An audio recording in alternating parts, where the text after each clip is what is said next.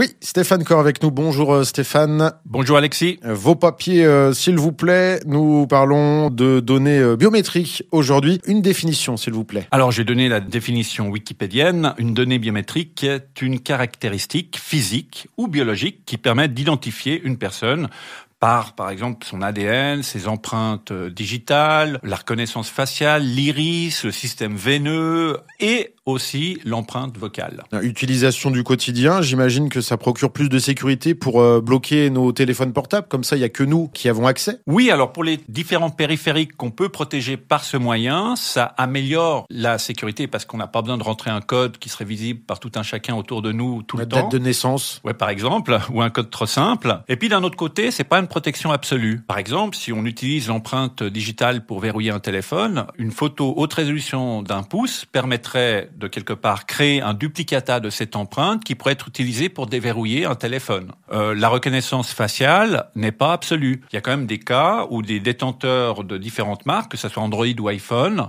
ont pu déverrouiller des téléphones avec un visage autre que le leur. Alors peut-être que c'était l'utilisateur qui n'avait pas bien réglé la reconnaissance de base, pas de manière assez pointue, mais toujours est-il que le résultat est là. Donc c'est jamais absolu, mais ça peut être aussi un élément qui a sa valeur ajoutée. Et puis il faut faire attention si on voyage, si on va dans d'autres pays, on peut aussi nous contraindre à mettre le pouce cette reconnaissance, voilà, le pouce ou le visage. C'est très facile à faire. Dans des relations de couple, on voit aussi que c'est problématique. Une fois, une femme voyageait en avion et son mari dormait. Elle a déverrouillé son téléphone avec l'empreinte de son pouce, donc du mari, et elle a trouvé un certain nombre de photos compromettantes et les choses se sont assez mal passées et l'avion a dû atterrir en route.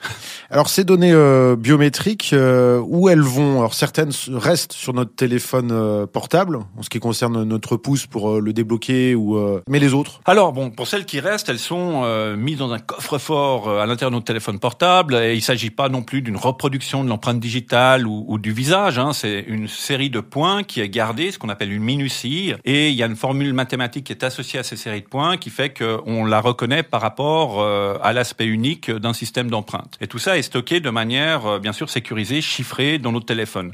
Par contre, pour des données biométriques telles que la voix, donc l'empreinte vocale, ces données nous échappent. Elles finissent sur des serveurs sur lesquels on n'a pas le contrôle. Des entreprises, des fois, les collectent un peu trop facilement au nom de la sécurité. C'était le cas de la Poste ou de Swisscom, par exemple, qui sont tout d'un coup permis de le faire au nom de la sécurité en donnant un message aux utilisateurs de ce type-là.